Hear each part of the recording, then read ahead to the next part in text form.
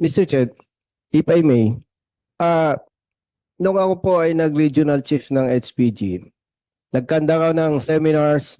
Go ahead. Yes, Mr. Chair.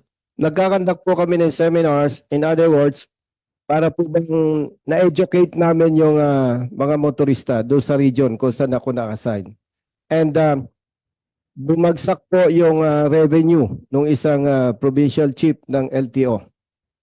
At ang sabi niya po sa akin, Colonel, nasabon ako sa LTO kasi bumaba yung revenue ko.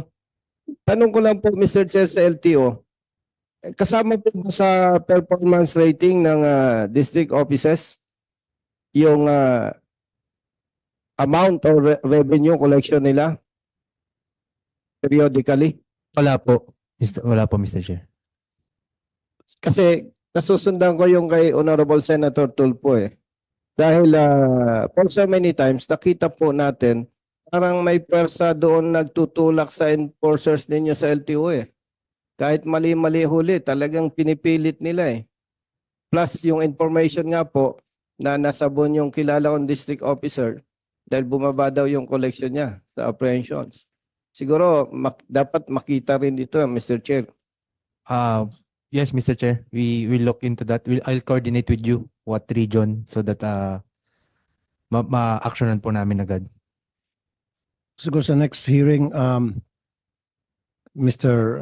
Greg Pua ng LTO, kayo, HPG, MMDA, and then of course DILG para sila nang bahala doon sa mga LGU, yung traffic enforcement group ng mga LGU. I-stop na natin tong practice na nagbibigay ng incentive, meaning nagbibigay ng commission sa bawat ticket na na-issue. Because that will open doors to corruption o extortion. Diba? Bakit natin bigyan ng commission yung bawat ticket na na-issue?